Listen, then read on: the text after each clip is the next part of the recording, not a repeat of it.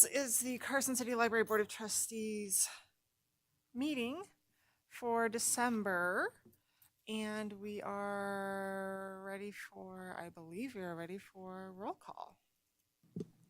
Chairperson Knight, Present? Vice Chair Olivas, Present. Trustee Lucas, Present.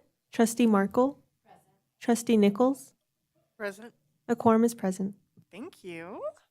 Let's move on to our second item on the agenda. That's public comment. Any members of the public who would like to make a comment on any area that is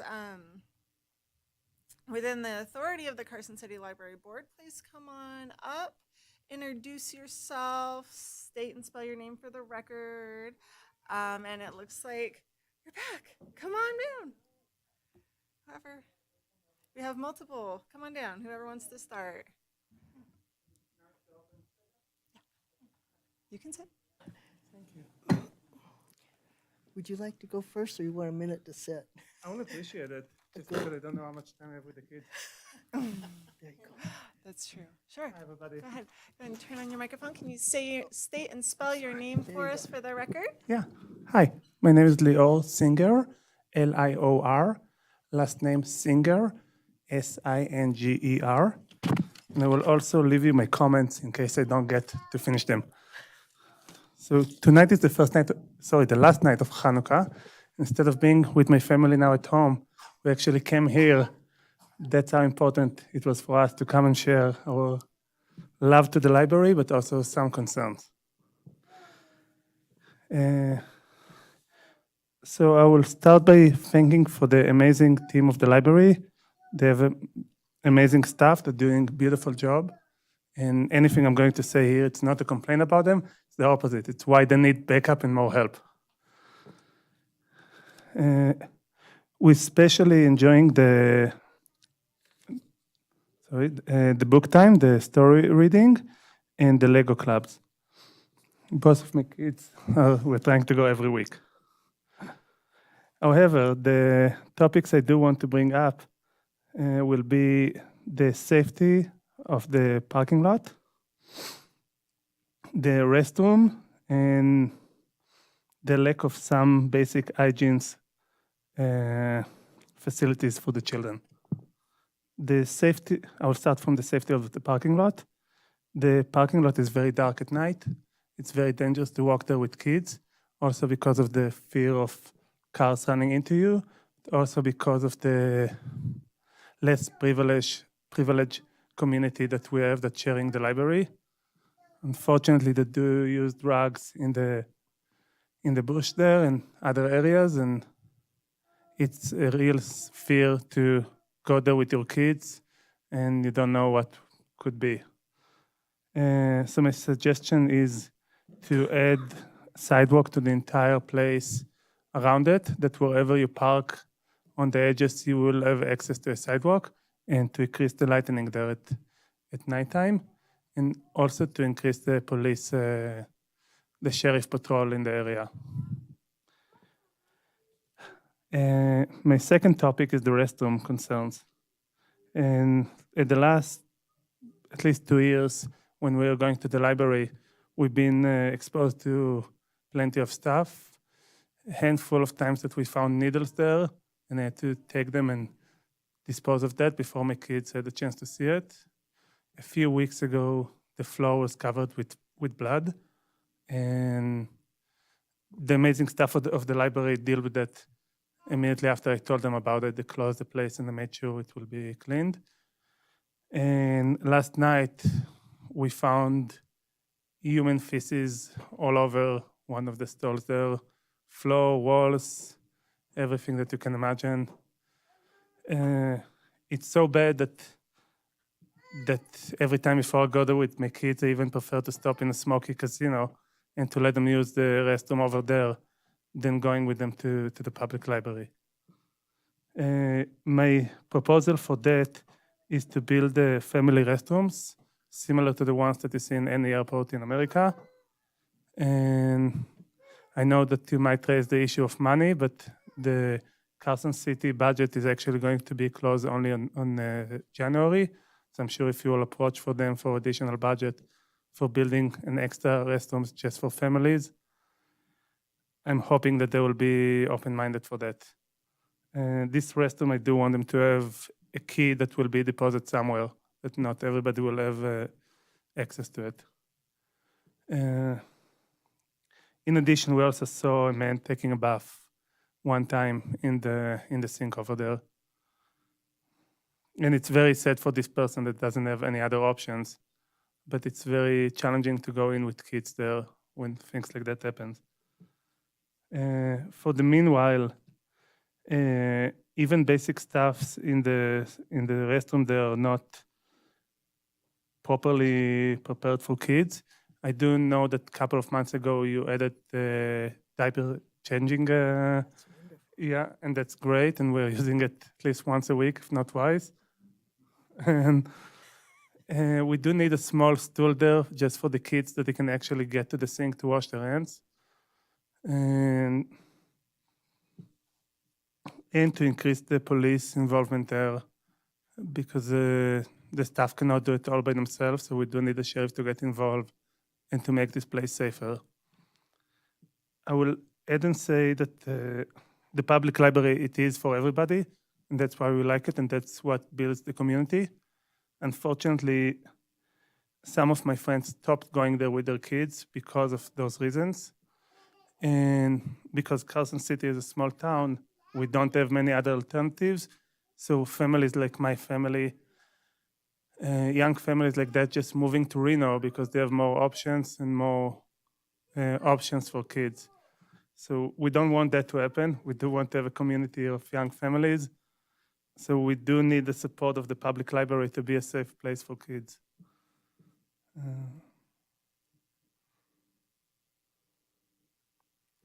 think that's everything I have, but I do have it written down, so I will leave it for you in case I forgot something. Thank you so much, Mr. Singer. Thank for you, and coming. happy It's good to Hanukkah. see you. Thank you, and happy holidays. Yeah. Gabriel, do you want to say anything Gabriel, about the library? No. Do you like the library? story time? No? Okay. On the way, he said how much he does enjoy the Lego club and the book time. He's already said Good. a piece. Yeah. Thank you so much. Yes. Yes. Oh, he's a joy. Yes. I did learn a lot about dinosaurs in the last dinosaur hunt. Right. Thank That you. was a good one. Thank you so much. Yeah. Okay. Of course, yes, please. Okay. Any other public comment?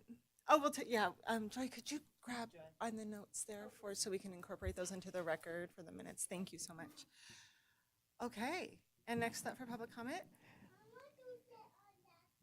Oh, I love that. The sound of children. My early childhood education courses that I took so that I could relearn how to read at, I think I was 18 at the time. And so to get the lectures and have the programs that would be non-written, and then I would start with younger books, and I then gathered up the ability to read again. It was like priming the pump that had been sort of unexpectedly emptied quickly. So I want to say how much, first off, that I appreciate libraries. Now that I can read and I have access and help for getting on computers, my growth spurt in learning has just, and can't get enough. I do have to limit some of my time at the library because I just want more and more. And I go, okay, there's laundry to be done.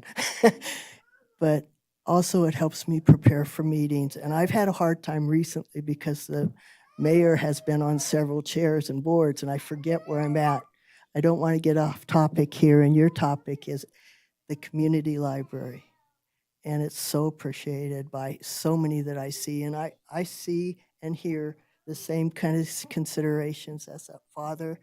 And when I do, I report it, and it's dealt with as soon as you all know about it. So I really appreciate your responses. And I do think that there might have to be a key situation so that you know who is going into the restroom and then who might be responsible if there's an issue.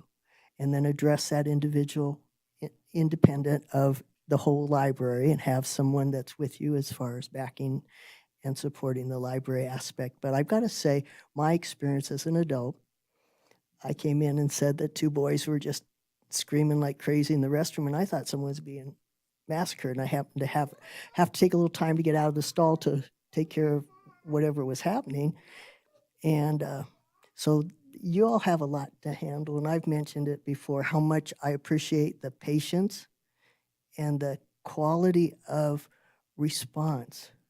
Listening to the staff respond to difficult situations, and I happen to be one of them at times, not because I'm rambunctious or such, but that I do need a special, okay, we'll get you on the computer again if I forget or I can't remember my number or whatever. So I just want to tell you all thank you for your parts in this and keeping it going. And I think the statements of the gentleman before me, happy holidays. And if anybody doubts that the people at the library are doing amazing, they got to look at this. This program is just packed. And then also one more thing is that, oh gosh, the memory is really hard for me right now, but,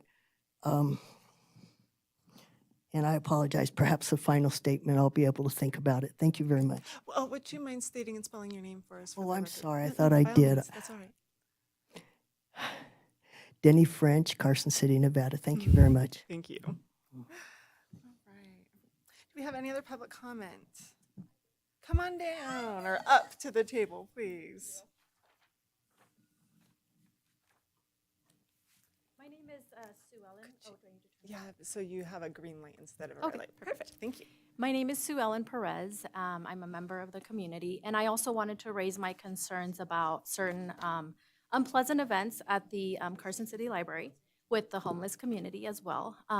One situation, and this was just a couple weeks ago, was somebody was drunk outside because EMT personnel were there to assist. I thought he had fallen off his bike, but he was drunk, so he fell. And I think they were going to call the sheriff's department because the EMTs could not take this person because he was heavily intoxicated and he was in a public place. The other situation, I was inside the library and I brought it to the concern of the people there, and they said it was a public library, they couldn't really do anything, but they were really loud, they were sleeping, some people were drunk inside the public library. And then I did notice that staff from the library was being threatened. I think she called the police or something. At that point, I was scared for my safety, so I left. And like Mr. Singer said, I do not feel safe bringing my kids. If I don't feel safe, I'm not going to bring my kids into the public library as well because I don't feel like that's a safe environment. So I really think we need to come up with better measures, you know, to ensure everyone's safety and that policies are being followed by everyone. I know it's a public library and everyone's welcome, and I agree with that, but I think we all need to follow the rules and take consideration of other people, especially when we have small children. So I would like to see that being addressed, if possible. All right. Well, thank you, Ms. Perez. Thank you for Thank coming you. today. And we are down the agenda. I'm certainly happy to open more public comment periods during the agenda because we only have to have a minimum of 2. We can do more than that. Okay. And so as we have our conversation tonight around strategic planning, if we feel it's appropriate, we can certainly open another public comment period. So if you need to go, feel free. But if you want to stick around and listen to the whole spiel, you're welcome to stick around. Thank you too, so okay? much. Thank you. Mr. French, sure. Yeah. Okay. Any other public comment? Seeing none, okay, I will move on down the agenda for approval of our previous meeting minutes. Has everyone had an opportunity to review these? Do we have any edits?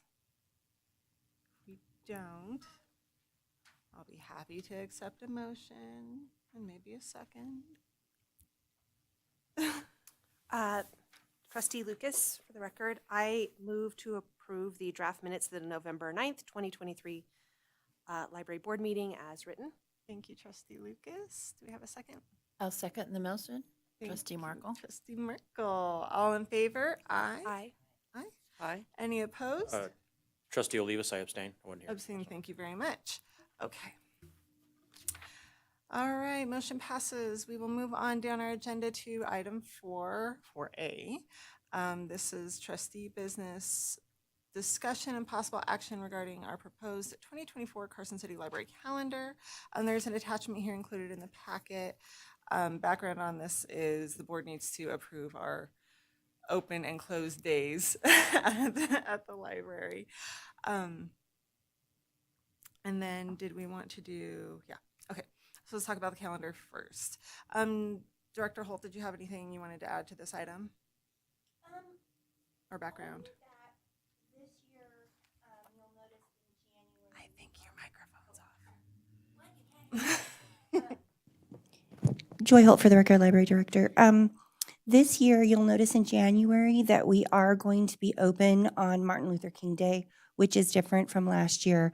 If you'll recall last year, because we were approving the calendar late in January, my fault, we just chose to stay open on it, or to close on MLK because it was, it's a city holiday, but we were so close to it, et cetera. So this year we will be open. We'll be open for President's Day. We'll be open for Veterans Day. And then we'll be closed for Memorial, July 4th, Labor Day, Thanksgiving, and Christmas. And we will be open on Nevada Day. Yeah. And we were open, I will say that it was absolutely great that we stayed open because we were busy. We did have attendance, especially on Nevada Day. So, yeah, I think maybe people were looking for an alternative to the parade. I'm not sure. But so it was right, I think, for us to kind of do this experiment and see if we did have attendance, and we do. I think that going forward, we did have a President's Day story time and a little activity where you could stand next to Abraham Lincoln and see how tall you were in comparison to him. Turns out he wasn't that tall. He just looked like it. I think he had a long neck and a tall hat. So, and then we've just done, special programs or story times that are centered around that holiday. And so we'll continue to do that. And we're always open to suggestions from anyone who has ideas about things we could do or events that we could do. My plan is hopefully this year to do something a little bit more robust for Veterans Day. I think there's a lot of opportunity there. And we just weren't able to do it this year because of some absences that we've had. So I think it's been an incredible turnout and outcome to choose to stay open. Yeah. So, Well, thank you. And so the background on that for newer folks or newer trustees is that previously the library had followed the city's holiday calendar and closed on all those same observed holidays. And so last year we said, hey, let's try to be open a little bit more, especially on holidays where maybe kids are not in school, but it's not such a popular holiday that everything is closed. And so it's nice to hear that you're getting traffic. That's good. Okay, so with that, we need to approve this holiday, or we need to approve this calendar. Let's approve everything. Do we have any discussion from board members or other questions around this item? Okay, so motion to approve the calendar as proposed for 2024? This is Trustee Markle. I move to approve the calendar for the 2024 calendar year as presented. Trustee Nichols, I'll second. Thank you. All in favor? Aye. Aye. Any opposed? All right, thank you. Motion carries. Your calendar is approved before the year starts this time. Wonderful. Okay. All right, we'll move on to agenda item 4B. This is discussion only. Presentation of annual update to the 2019 through 2024 Carson City Library Strategic Plan by the Carson City Library Consultant, Dr. Fred Steinman. Welcome back, Dr. Steinman. Always nice to be back. Thank you. For the record, Fred Steinman, Director of the University Center for Economic Development, College of Business, University of Nevada, Reno. It's a pleasure to be here tonight with you, Chair, and all the members of the board, as well as the Library Director, to present the third/fourth annual update and evaluation of the Carson City Library's current 5-year 2019 through 2024 annual strategic plan. I do have a brief presentation, really just a highlight of some of the revisions that were made by library staff back on October 2nd, 2023, again, as part of the ongoing annual evaluation and update process. Just to update everyone on the board and members of the public who are here tonight, this current 5-year strategic plan was approved by this body on May 30th, 2019. Really provides a relatively high-level overview for the library director, the board, as well as staff in terms of core values, mission statement, vision statement, strategic goals, objectives, and identified actionable items. Again, to help the organization invest critical resources in the area with the most potential impact to the public as the library continues to work towards full achievement of that strategic vision. The original 5-year strategic plan, as it was originally constructed and developed in late 2018 into 2019, can be found in USAID Technical Report 2018-19-20. Of course, we've had a whole series of technical reports coming after that initial one, containing a comprehensive summary of all the annual evaluations that have been completed over the last 4 years. As part of the original agreement and contract between the library and the Center for Economic Development, the center agreed to provide 4 annual evaluations and assessments, typically in the form of strategic planning workshops with staff, although we modified that process a little bit in the first part, just again, kind of working around the challenges of the pandemic. Next slide. As kind of mentioning the challenges of the pandemic, a document that was approved in 2019 would have put us into mid-2020 to complete the first annual evaluation and assessment of the current 5-year strategic plan. Given disruptions to operations, that simply was not possible. So working with the then director at the time, we decided to kind of combine the first and second annual evaluation covering 2020 through 2021. As part of that first/second annual evaluation and assessment, we did a little bit more than what we usually do for an annual update to a 5-year strategic plan.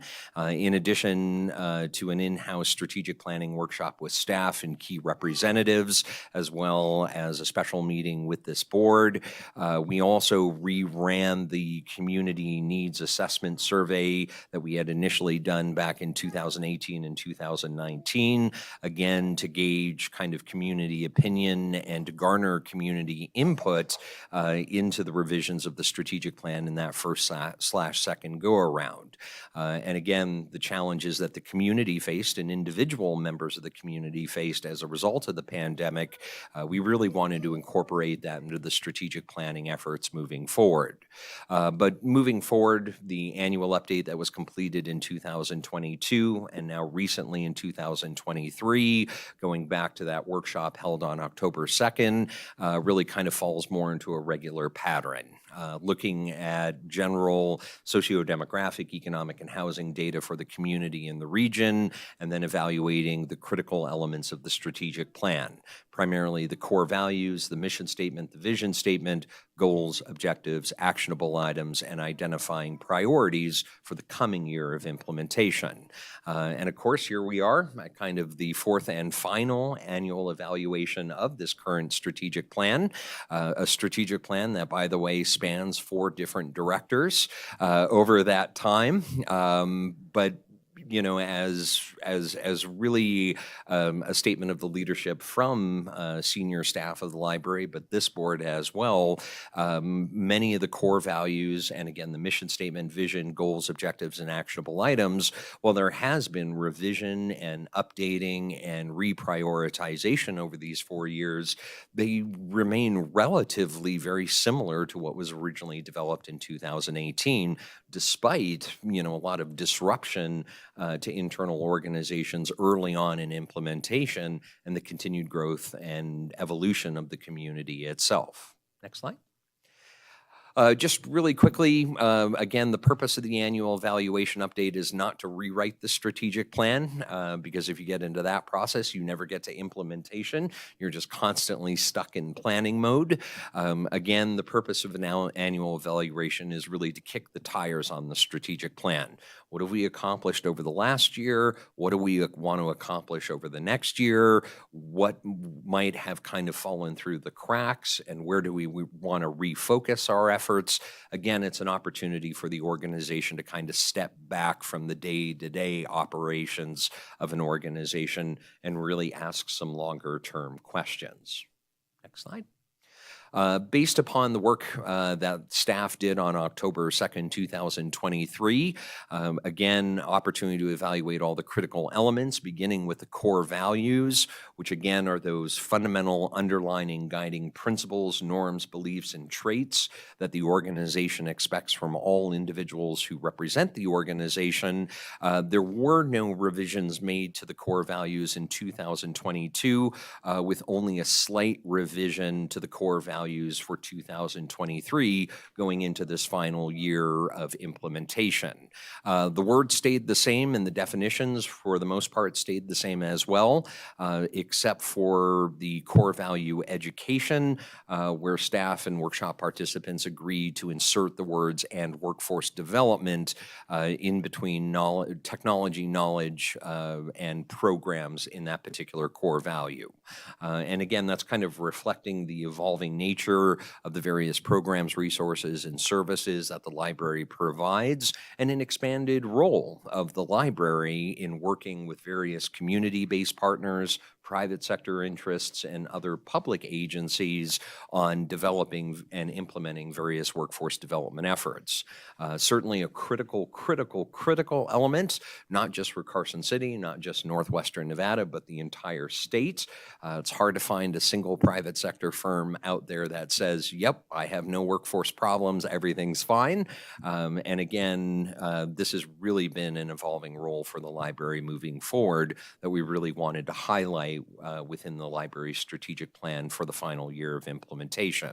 And of course, the additional definitions for the other core values as part of your staff report can be found in USED Technical Report 2023-24-07. It's just a comprehensive summary of everything that was done in the October 2 strategic planning workshop. Next slide. Similar to the core values, some slight revisions to the existing mission statement for the Carson City Library. Again, wanting to add in the words "to emerging technologies" and halfway through the mission statement. The mission statement is a statement of what the library is today and how the library differentiates itself from other public sector and maybe even private sector and community-based organizations that kind of play within the same sandbox. But again, a public library is unique and provides unique programs, resources, and services, and really does have a very unique role in any community.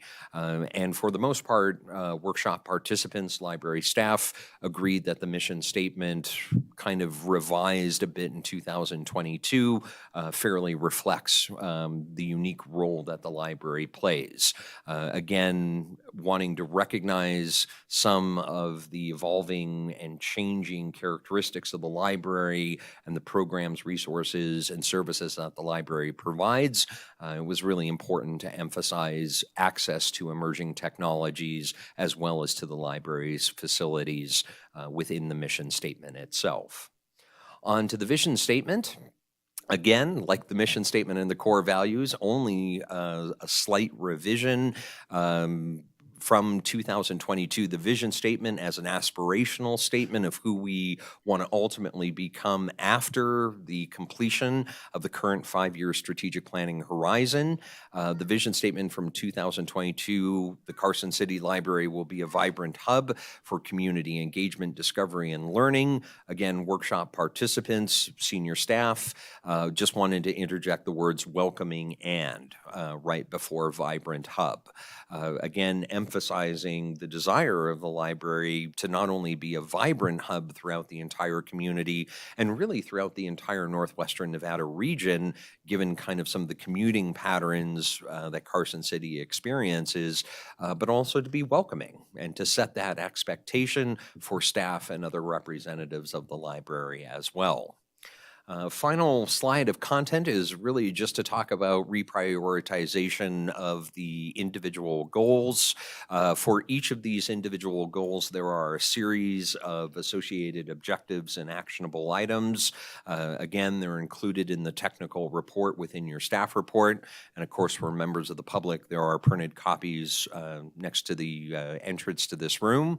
What I found actually kind of interesting after that workshop is that the new priority goals for 2023 into 2024, number 1, number 2, and then kind of 3A, 3B kind of being equally weighted, mirrors exactly the original order of these priority goals from 2018 and 2019. So services, programs, and resources will be the top priority of the library moving forward over the next year. That was the top priority and original goal number 1 from 2018-19.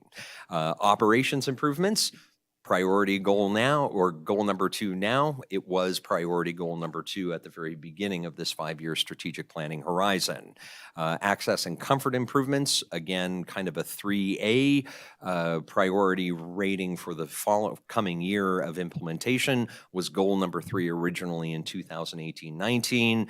And then again, the priority goal 3B for this final year of implementation was original goal number 4, facility and space improvements.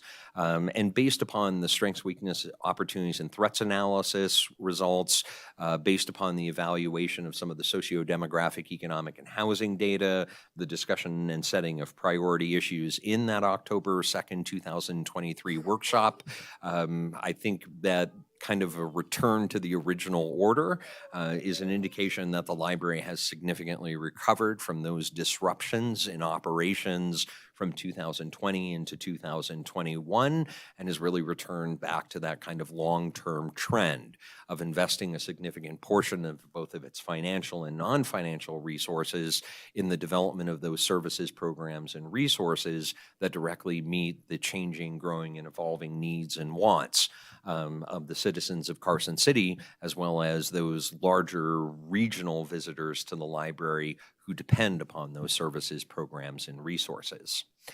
With that, that's kind of the end of my short presentation. Joy, I don't know if you wanted to say anything as well, but happy to answer any questions that you may Well, have. I would just like to say thank you so much, Dr. Steinman. Fred, you have been such an incredible source of help and really so effectively sort of gleaned and pulled out participation and information from the staff. I think that they have become more actively engaged each year that we've done this. I'm sure that it has something to do with just getting more comfortable with the process, but I also think because of your approachability, they have felt really empowered to speak, and they see all of these things that need to continue, improve, and continue to grow. And I think that an incredibly fortunate byproduct of this whole process, and maybe it's intentional, is for the staff to get more engaged. And I think that we have accomplished so many of the things that we meant to in these goals, but we also accomplished a significant shift in our organizational culture that I think is directly tied to this. So thank you so much. Thank you, Dr. Simon and Director Holt. Do we have any questions or comments from the board? trustees. During the process, I mean, we had people come in today and talk about safety. Did staff or anybody bring up about safety? Has it gotten better? Has it gotten worse? Have we done a safety assessment of the library? Those types of things. So I think first off, we do a yearly safety assessment, but that's a very concrete structural safety assessment. You know, the fire chief comes through, the risk management department from the city comes through and makes sure that we're following all of the rules, that we don't have 15 things plugged into a single outlet and possibly going to burn the library down. It's a very practical safety assessment. The staff always have expressed not necessarily concerns for their safety, but just the acknowledgement that part of the challenge of working in a public library are some of these things that were mentioned here tonight. And it can be, it is part of the exhausting elements of the job, is having to sort of face these things. I will say that we meet every week, the staff, and we talk about this a lot and strategize and come up with plans. And we do have some new folks that are still working on gaining a comfort level with having to approach folks who are intoxicated, for example. So short answer or long answer to a short question, the staff haven't necessarily expressed that they feel unsafe, but they also acknowledge that all of those things that were identified here tonight do happen. We do have people who are intoxicated. We do hourly sweeps of the library. We have found needles and have to put them in a sharps container, which we just got a new one, so that's cool. Some of this is a reality of working in a public facility like ours. And then I would also say, to bring some levity to the situation, I often refer to this time of year as winter shenanigans because there's a lot of shenanigans that go on in the library from the moment that the weather starts to turn. We see more intoxicated people. We see more people sleeping. We deal with people who are, instead of going out and taking care of business in the bushes, which they do that in the summer as well, but they're doing that outside of the doorway. So, and the list goes on. And these are things that we strive consistently to address when we see them. In the moment that they happen, people are asked to leave if they have more than one. So, for example, if a staff member sees someone sleeping and they wake them up, because we have very well posted signs around the building that say, then that's verboten. If we have to approach them again, they're asked to leave. If they won't leave, we call law enforcement. The only thing that staff have recently brought up to me in terms of their safety was a new staff member's surprise over the length of time that it took for law enforcement to arrive. And so, again, do the staff feel unsafe? I think that they acknowledge that there are unsafe things happening and consistently strive to address those, but I'm not sure that they themselves feel unsafe. But they also have expressed to me that, and I say this with humility, that they know that I am behind them if they have to, if they're uncomfortable with any sort of confrontation or if the point needs to be driven further home. I'm there to support, but literally. So I'm a little concerned about our patron safety too, because if two people come tonight and say something, there's five that's not. So I'm a little concerned about that. And I'm looking at goal number 3. Well, first, and I know at the workshop they said they wanted to change to be welcoming, and you can't really be welcoming if people don't feel safe. So on goal number 3, it says to ensure a user-friendly environment where everyone feels welcome and comfortable. I'm just wondering if that goal should be expanded. And that's something that we should. Would that be something to consider in the next draft, right? Because we're not constantly planning. It would be something for Our next incarnation in the summer. yes, this summer. Hmm. Is that kind of how that would work? Yeah. Okay. Typically. I just wonder if that can be expanded upon. Okay. So I'll make a note of that. I Trustee just Merkel. wonder, does the city have any response to the issues you face in the library? I mean, the concerns that have been expressed tonight are, they are concerning that if people with young children don't feel safe and there are incidences in the restroom that are inappropriate and unacceptable, does the city have any, it's not that they need a response, but, it's not just the library's problem. I think it's partially the community's problem, and the city needs to be aware of citizens in the community not feeling safe, and not because you're not doing your job, but because of the environment in which we are faced. Does the city? Do they know? Yeah, Is do it- they know? Yes. And is there any response that they have? Such as? And do they just tell you to enforce the rules more, or? Well, more people out more for often? example, I don't know. yes, they do. They don't usually say much in terms of what we should be doing. There are varying approaches. We do have the MOST team coming out, and they respond when we've called dispatch and conveyed that we believe that whomever we're dealing with is having a mental health crisis.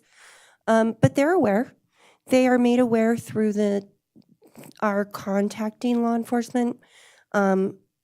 Almost, if I'm there, I make every effort to interact with law enforcement and let them know. Oftentimes, they are absolutely familiar with the person that we're calling about. And it's not just because they've interacted with that person in response to the library calling. Also, we discuss every month, we have a city managers meeting, and we discuss all manner of issues. And I have the city manager and the other city organizations and departments. Well, I will say that there are other organizations and departments within the city that are dealing with the same demographic. And also, we discuss what the library is experiencing. And sometimes I will be very, very blunt and say, well, I came in late today because I was talking to law enforcement. So they're aware. Do we have any more from the trustees? Other Oh, questions? if I could add one more Oh, thing. please. I do think that as you were speaking, Trustee Merkel, and as others were speaking here today, that one thing that I would suggest is for folks to also speak in front of the Board of Supervisors.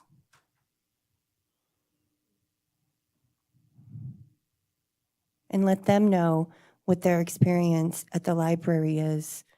And I'm absolutely open to anything that we have within our capacity to do better to make people feel more safe. And I completely appreciate that the lighting and the behaviors in the bathroom and all of those things. But some of that's out of our hands. And as you guys know, I am very conscious of contributing to the capital improvement plan bucket of money so that we can get some capital improvement plans, which we do have some stuff coming down the pike for that, so that we can get some of these issues addressed. I think you did mention about the bathroom situation, right? For Yeah, we next right now we're waiting because facilities is super behind because they don't have staff and they don't have materials. There's no contractors are behind, and the amount we were approved for the bathrooms was just under 150,000. It's like 149 and some change. And one of the issues that we have with our bathrooms, well, there's a multitude. One is our sewer system in a very old building, 50 plus years. Just getting our new bottle water fountain was a challenge because of our plumbing. And I can't say this for certain, it's hearsay, but one of the in historical pieces of data I was able to glean from just going through old paperwork and then also talking with Sarah Jones, who is a former library director at the Carson City Library, that another piece of the problem for our bathrooms is that because of the way the sewer line is set up, that in order to extend it out or renovate it or install a whole new one, they would have to jackhammer up the entire parking lot. So facilities would have more information about that, and I'm absolutely happy to get that from them. But that's part of the challenge of the building that we're in. And as you know, twice in the past 30 years, there have been 2 attempts to get a new library on the ballot, and both times the citizens rejected that. So that's the reality of what we're facing.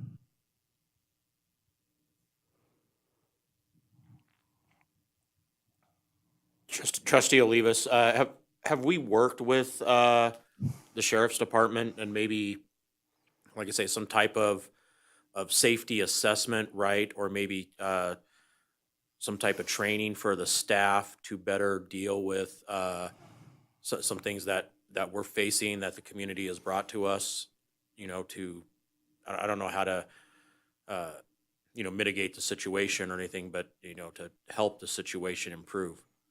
Yes. So the sheriff's office has, just as recently as this summer, it sounds like a minor thing, but it turned out to not be. We had one remaining exterior outlet that could be things could be plugged into. And the sheriff asked me at one of our monthly director meetings to consider having it closed off because people were getting into bloody fisticuffs every night over that plug-in. So we had it capped immediately, and it stopped because I touched base with the sheriff and said, hey, did this work? And he said, yes. So we did that, and it seemed like a small thing, but it ended up being improving safety because the users who were hanging out there, because they are library users, were finding themselves unsafe. Also, we have had in the past safety training. We have regular safety training every year. And then safety training that's more that practical stuff that I was talking about earlier. We also have had active shooter training, and we will likely have another one of those here. My plan is to either do it our next staff development day or the one after that. As you know, we also, most of the staff was able to attend a keynote at the Nevada Library Association conference at the beginning of November, and that was an interactive keynote session about de-escalation. We're also actively reading a book called The Librarian's Guide to Homelessness, which is all about de-escalating, particularly in dealing with the homeless. And then we're also going to be taking a training from the person who wrote this book. Is a bunch of virtual training, and during which you learn de-escalation techniques, ways to deal with much of what has been brought here tonight. I think one of the things that we've learned, I've probably talked about before, but it bears repeating. One of the things we've learned through this training that we've done together through this book is that what we're experiencing is almost everything that folks who work in homeless shelters are experiencing. So There we are. So yes, but we can always, my plan is that every year we're going to be doing something that is de-escalation techniques and or safety. And the active shooter training is really great. And then also, last time we did it, where there was very like in-depth wound care, and if someone gets shot, if someone gets a pen stuck into their carotid artery, there's not much you can do, but you can try. And so yeah, that was, and it was I think very profound to think about. This was not necessarily created for libraries, but created for people who work in public facilities. So So your answer is yes, there is ongoing. yes, sorry, long answer to a short question. I'm rambling tonight. You're fine. I appreciate the context. But yes, we are always working on that. And that is, one more ramble, sort of circling back to what I was saying before, that's one of the biggest challenges of working in a public library is dealing with conflict and how to best deal with it within the confines of one's own comfort level. And so sometimes one of the things that leadership has to demand of, for lack of a better phrase, of employees within the library is to stretch with that comfort level, because it's inevitable that you're going to deal with conflict. It's just unavoidable. And some of it is sad.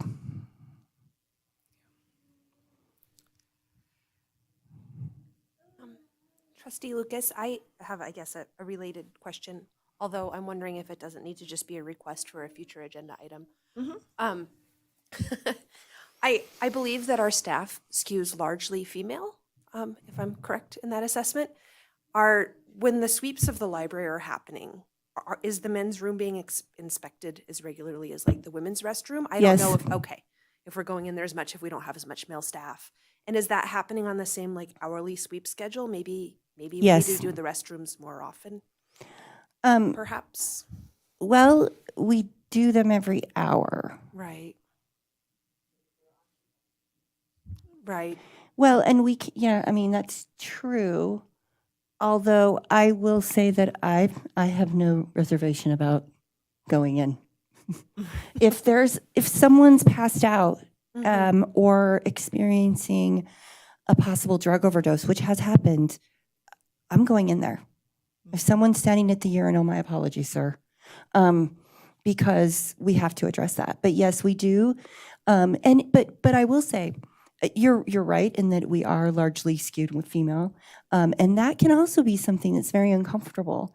However, it's very tricky when we're asking only our male staff to go into the men's room, only our male staff to deal with conflict in which we feel uncomfortable. There are consequences to making a choice based on someone's gender. I guess I was just unaware of whether or not women were allowed to like check out the men's room. I don't know. Oh, Like, they're allowed. I don't. Okay, yeah. I don't know the procedures here. So They I was are just allowed, asking. yeah. And we've had a couple of folks be on the precipice of what we thought was an overdose, and law enforcement's aware of it because they're the ones that come and address it. Yeah, I guess my only thought was more frequent sweeps would be in the case of finding needles or blood, is perhaps fewer patrons might be exposed to it if we caught it slightly sooner. I mean, it's still an issue. Yeah. Maybe Yeah. it mitigates I the mean, number. we were doing them every half hour, and we stopped doing them every half hour because, well, for staffing reasons, but also because we were feeling that it wasn't necessarily an efficient use of time. I mean, it wasn't addressing the issues that we had hoped that it would. It wasn't stopping someone from spreading feces all over the floor and on the walls, et cetera. And when you were doing 30 minutes instead of every hour, was that during winter shenanigans or was that during? Yeah. Okay. Yeah. So this time last year you were doing 30 Yeah, minutes, well, but and the thing is there's winter shenanigans that happen in the building, and then there's summer shenanigans that happen outside the building. And so typically in the summer, the better idea is if we're going to ramp it up in terms of doing it every half hour in the summer, we'd probably focus more on what's going on outside. Because as we've talked about, I think just finding people drinking, finding people squatting in the bushes, those types of things.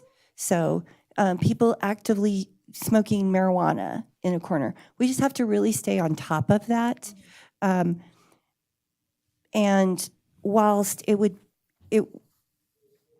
be tremendous to have more, I shouldn't say more support, but maybe additional support from law enforcement. If we were to call law enforcement every single time there were shenanigans in the library, they would be there all day. well, and actually I wanted to pick up on that if I could. I realize that law enforcement is a critical component of community safety, but they're not the only community resource that exists. And so I'm curious to know if staff have a comfort level or working knowledge with other places to refer folks. For example, if someone's taking a bath in a sink and you know it's only $3 to go across the parking lot and use the shower at the pool facility, things like Yes. that. Sorry. We actually have a community resource guide. And then we also have a document we created called How Do I? And it addresses where can I go to get food assistance? Where can I go to get meals? Where can I go for shelter? Where are places that I can, take advantage of an opportunity to shower, et cetera. And then we will also tell them that. So yes. I think the walking And- around knowledge is probably the most. Sorry? I think the walking around knowledge is probably the most useful. Other than Absolutely. here's a community resource guide, which yes, they are helpful. Yeah. But just in the moment and Well, to redirect that behavior. Great. And part of our onboarding process has been for the staff to learn, read that resource guide so they know what's going on out there. And I will say that we're also learning and building on our existing knowledge of that through our workforce development and social services coordinator, who's reaching out, stretching out, and building partnerships with some of the social services agencies that provide these services. Many of them we knew about already, but now I think we have a more robust understanding. I think the staff at large does because we have a meeting every week during which each of us reports what's going on our workload. And so she's had an opportunity, Mary Woods has had an opportunity to talk about that. But yeah, we do make every effort. I'll just say this. The expectation is that everyone will acquaint themselves with that document, both documents, and then also learn from one another about what is available, and then act accordingly. Okay, and then my last piece on that for this for this one, as far as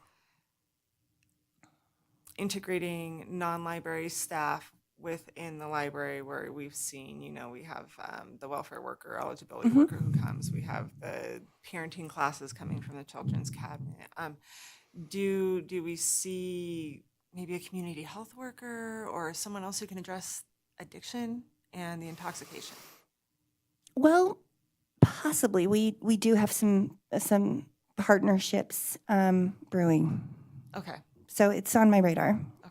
And our radar. So we're not going to see it immediately, but we know it's Right. It's something that we are hoping we can make happen. okay.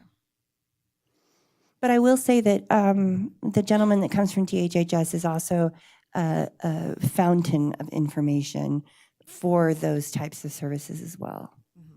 So, It's just helpful. Excuse me, I have one more question. And it's okay. only because I'm gathering maybe a letter to the Board of Supervisors. Do you know, does the Washoe County Library have a security guard?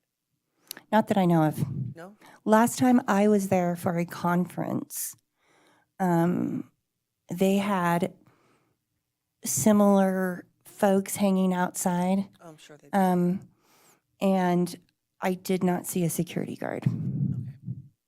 So I can't honestly answer that, but I've not ever heard of them having one. Have you, Dr. Merkel?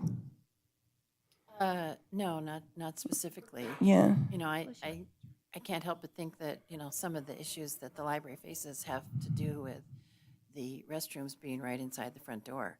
And if you know, I know this is, you know, constraints beyond control, if they were, you know, in a different part of the building where people had to, you know, walk 50 yards, you wouldn't have some of the same issues.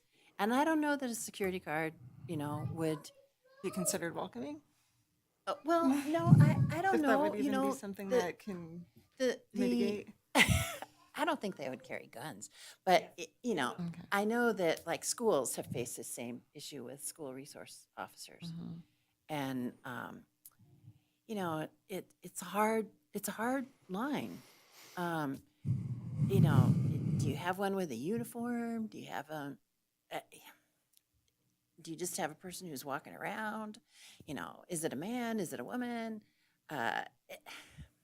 It's hard. If I may interject, the one thing I can kind of say peripherally about that is a friend of mine, a colleague, who now works at a different location for Las Vegas Clark County Library District, but formerly was the assistant branch manager downtown.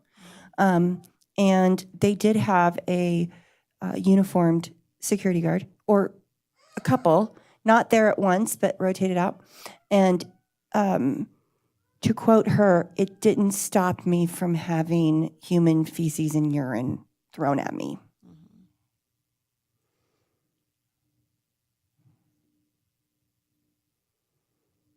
So efficacy would be a question there. Okay. So it's nice to see these are on our priority list, of course, 3A and 3B. Do we have any further discussion on the presentation for our annual update? Can I do, let's go to public comment. Come on down.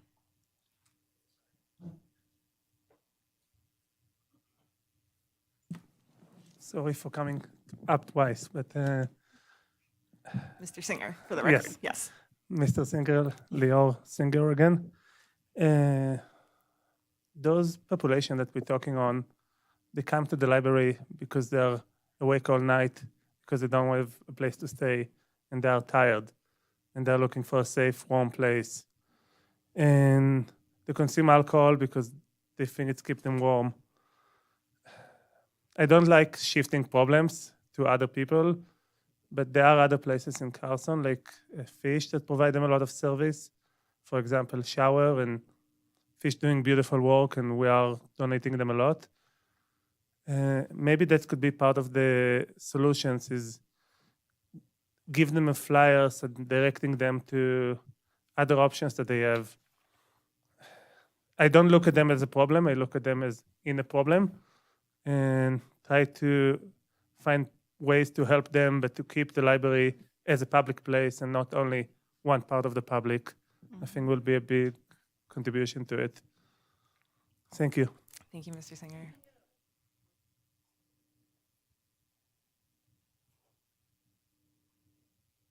Any other public comment? Mr. French?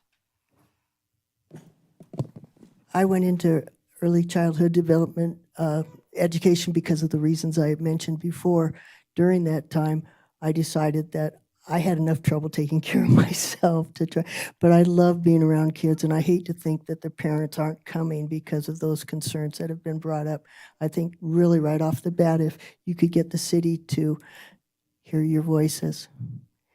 You know, I'm a big pest at times because I'm insect-oriented and environmental and ecosystems. Well, we have an ecosystem at the library, and it's out of whack right now because of circumstances that people are in, that they're using it. And I actually used the library as a warming place when my parents passed, and I had to pay this and that and this and the other, and the heat was one of the last things. So I came to the library and read during colder parts of the year. So I understand that, but I didn't have to utilize the restrooms or the showers, and I didn't have to eat there and such. So I understand that need to also be around people. So I understand that, and the library staff is amazing, but I think lights are very important. That parking lot needs to be lit, and that should be put on the city. That shouldn't be anything put on your shoulders or out of your funds. It should just be a common sense requirement that the city take that on as a responsibility. I also feel that cameras, they've been putting cameras all over the place, and I had problems with that. I understood that they didn't want to tell me where they put them. The sheriff's department got a big funding for cameras.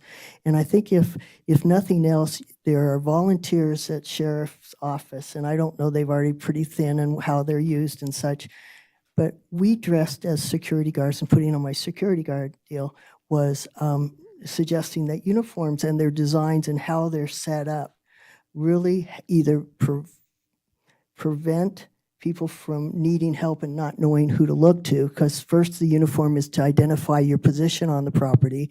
I wore a uniform that wasn't threatening or looked heavy over, due on the big guns and all the ammo in my chest vest and such. And while I refused to carry a gun, I was in an area with the Crips, the Bloods, and the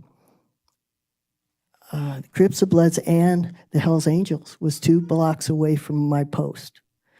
My good fortune was that we made peace, and perhaps it's a matter of making peace and a truce with people that are using the library for purposes of staying warm or having a place to be around people.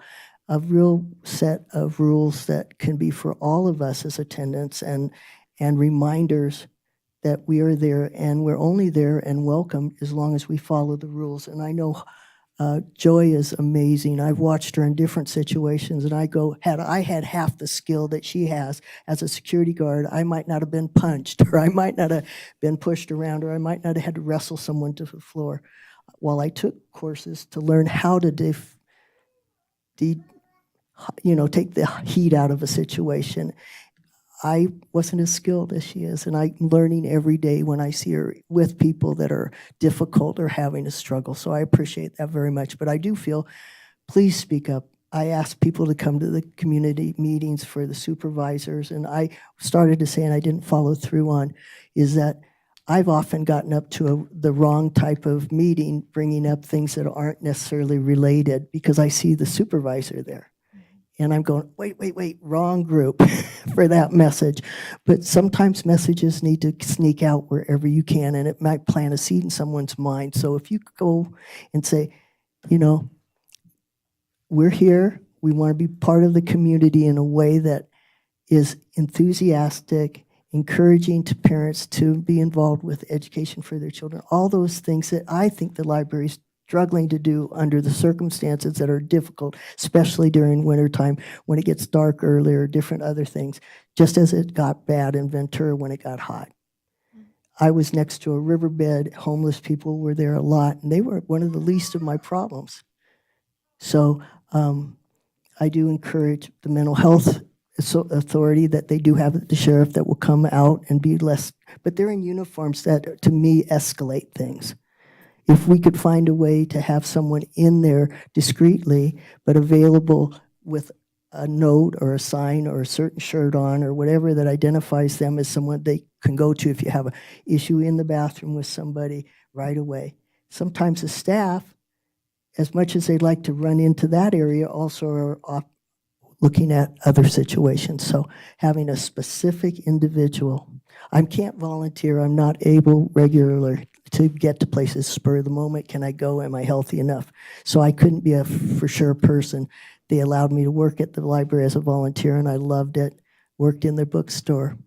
But at this point in my life, I can't volunteer to be extra eyes because as a security guard, it was to observe and report. But I got in physical confrontation, so I had to be trained for that as well.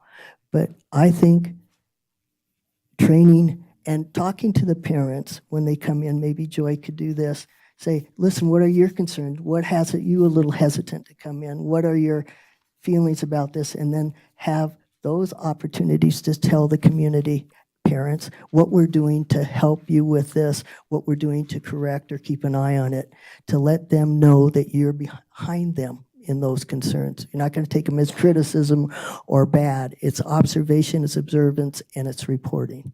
So I appreciate both the individuals that have come out because they've really helped inform me more. And I appreciate so much Joy's representation. And the one thing I couldn't remember last time was, have you seen the decorations in that library? I know it's going from hot stuff to wow, but that all helps people's mental states. I would personally rather not have food in the library. That's a big thing to me as a person that's done janitorial. So I've cleaned up many a restroom and I've cleaned up many a spilt meal, but that I don't think was an attribute or a good thing for the library.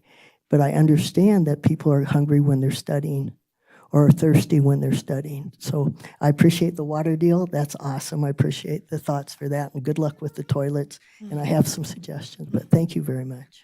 Thank you, Mr. French. Anyone else for public comment? All right, we'll move on down the agenda then to item 4B, which is, or no, I'm sorry, item 5, which is our Director Administrative Reports.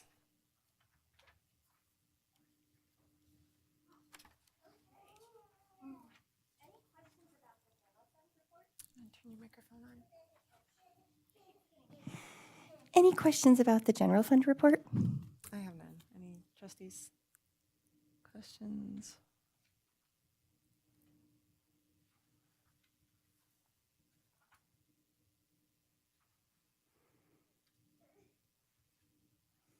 None? I don't think we do. Okay.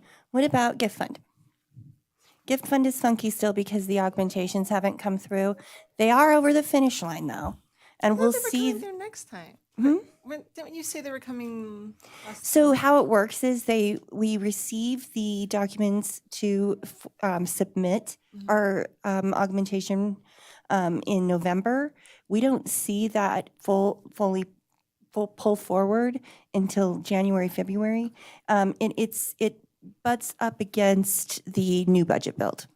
So it takes a while for the gift fund because we receive the funds from the Friends at the start of the fiscal. And so we don't have an opportunity to pull that money forward until November of every year. So, Okay. and it's particularly weird this year because we had specific funds that we received from the Friends that we are spending. So you'll see that negative, That negative amount, but knowing that it's there. the and it'll money's true there. up. Yeah. Okay. Okay.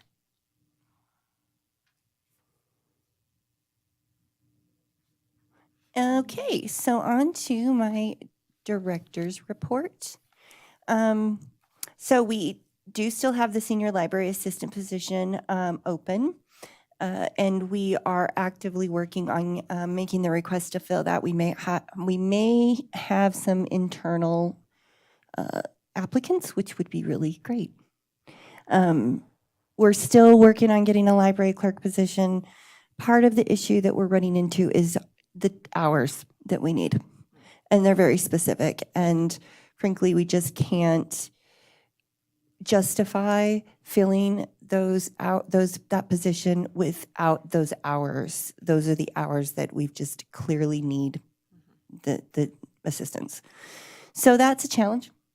It's particularly challenging because a lot of the applicants that we receive or applications we received are from like high school kids and folks who are looking for a supplemental part-time job in addition to a part-time job they already have.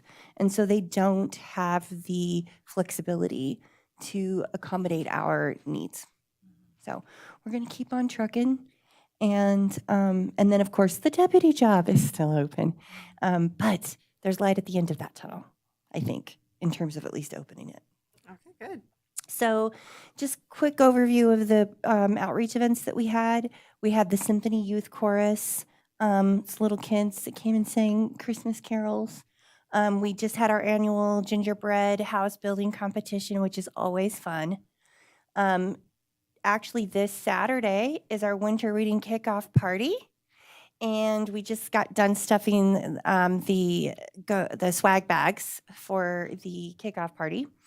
And so we're hoping that we're going to see a big turnout for that as well. We've done everything we can, I think, at this point to generate interest. And last year it was very successful. And it's been my experience thus far with these reading challenges is that they build. So I'm confident that we will meet our goal. And the team has been extremely proficient, efficient, and supportive of one another because our programming and outreach coordinator has been out.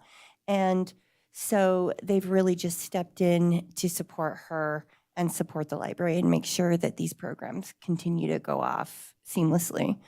So that party is on Saturday. We're going to have a painted ornament. If anyone's interested, I still have ornaments I painted at the library when I was a youngster. So they last. We're also going to have a story time with Monica the elf.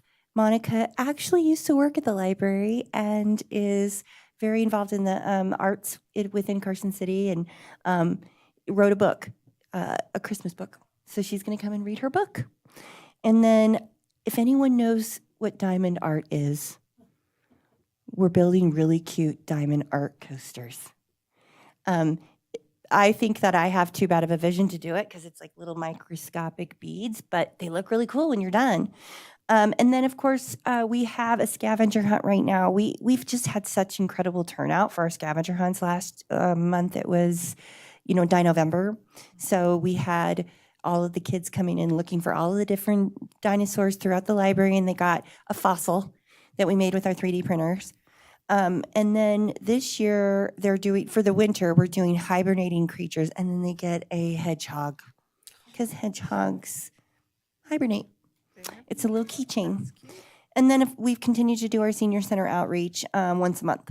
And we've always had really good response and turnout. And we bought some swag that has been wildly popular.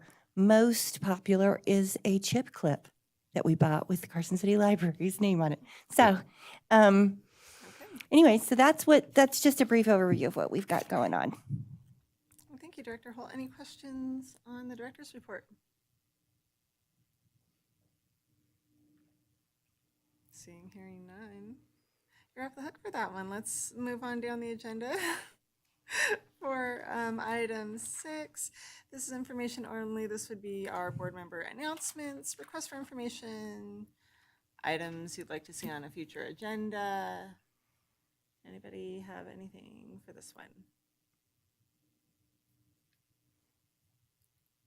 Trustee Nichols. Trustee Nichols, sorry. You're good. It's been a long day. Trustee Nichols. I don't have an announcement, but I would like to see on the agenda, I think we all would, I'd like to discuss some more safety. I have some more questions about the safety and how we are dealing with, I'm just going to come out and say it, the unhoused. I do. So I would like to have a discussion at least on that. So if I'm understanding correctly, you want to add it for discussion only to discuss issues with how the library addresses. I think maybe an overview of what is currently in practice would be useful for the board to see kind of, the guidance that are given to new staff and what the expectation is set. And then if, of course, you have, I'm sure, plenty of examples of where you've implemented or applied that training and how it worked out. That's true. I can give an overview of that, but it's not specific to how we treat the homeless or housing insecure. It's just de-escalation in general. It's not Right. specific to homeless folks. Okay.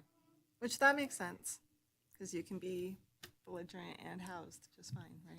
Well, and if there are some folks here recently, I will say that we've had complaints about the homeless from other users, and the person that they're complaining about is not actually homeless. So, yeah. Okay, let me restate it. What I'd like to do is I'd like to discuss, and I don't want to make it too narrow. I want it a little bit broader. So it could be quite possible that there's somebody who has a home who sleeps in there, or who gets drunk or goes behind the bushes and is using needles. I'd like to have a discussion about that. And I don't know if maybe I'll do some of my own research, because I'll be right honest. I'm a little concerned, and, because we all go in the library, there's a lot of people using the library as a place to get warm, sitting around, talking loudly. You don't see that going on at City Hall. It's not going on in this building right now as we're talking. There is a big discrepancy between what goes on at the library and what the city itself. I mean, I'm sure they deal with it, but I live in Carson City. I've been to these buildings. A lot of these buildings, they have big signs. They've got security guards. That they just don't put up with that. And I guess again, doing my own research, I'd like to talk to some of the city managers and find out why it's tolerated. Well, there is more and this might be something too for your presentation for your agenda item that is specific to library law, right? And what Correct, libraries yeah. are I was not just thinking allowed to about that. disallow. And yeah, and more, and definitely that'd be helpful. educating us, and then, Yeah. educating the public on why it is. Yeah. This is what we can do, and this is why this is all we can do, or these are our constraints. Yep. Would be really helpful. So if I'm hearing you, some sort of report that kind of talks about the statute, talks about some of the things that we face that are unique for us, and then also how we address the variety of conflicts. Is that right? Like what are a little yeah, thank outline of you. our internal processes Yeah. and responses? Yes. Okay. Thank you. Mhm. Yeah. Do that for a future agenda. I'd like to also hear a little bit more about the lighting situation in the parking lot. I know I mentioned it, I noticed it a couple months ago and mentioned it at the circulation desk, that it just feels really dark when you go out there. I mean, in the after daylight savings, or even, as the light gets to be less in the afternoons, late afternoons, it's just really dark. And I don't know if the city has plans for that or what, but I'd like to see if you can sort of glean some information, so you could say, well, the city's going to upgrade the lights, or they're aware of the problem, they're not going to do anything about it. Okay. They're aware of the problem. I can't say whether or not they're not going to do anything about it. But I can reach out to facilities and see if there is what their perspective on it is, because that is they own that. So, and that, as you guys know, is part of the limitation of what we can do. So, And you are always welcome to invite folks to explain on their behalf, so you don't have to do the translation for them. right? You know, Yeah. you can always I put will folks see on if the there's agenda, that's anyone, fine. I'll first reach out to them and see what that gets me, and then Yeah, we'll go from course. there. Okay. Any other items for future agendas from anybody? Announcements? I have one. A boring one. Okay, so we need to talk about state budgets. It is budget bill time yet again. If some of you might remember, we did write a letter to the Nevada State Library and Archives and Public Records Division last budget bill to encourage that state agency to request sufficient appropriate funding in their legislatively approved biennial budget that then becomes, a pass-through to state, local libraries around the state. And we had a conversation, we drafted a letter, we all signed it. Last time, if we could put something similar together for consideration on our next agenda, that would be useful, so we can actually sit and talk about it and decide what we want to do, if we want to do something similar this biennium. That's my only, I guess, request for this. Would be January's, right? January's agenda.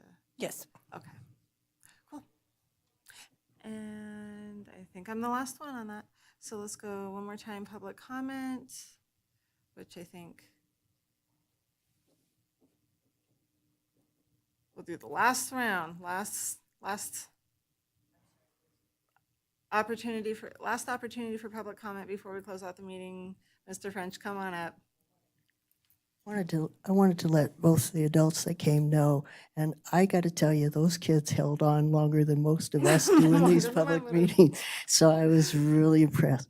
The next thing is, I'd highly encourage you to do the study that would help you come to some better understanding of what is and what maybe could be. I really get sort of cringy when the sheriff says, we got this covered, we got this growth covered, but I don't think they necessarily have the homeless growth covered. And I think that that should be encouraged. Another way of relating to it, because I hear both sides of an issue. An individual that's homeless will let me know, hey, we're not really very comfortable with the way the sheriff's treating us, or this has happened and we're not sure why. And they might have been intoxicated and real pain in the butt, but maybe they're not as de-escalating as some of the staff are, or whatever. And so being in the library really keeps the individuals out of the sheriff's eye view in some cases. And that's there for their comfort.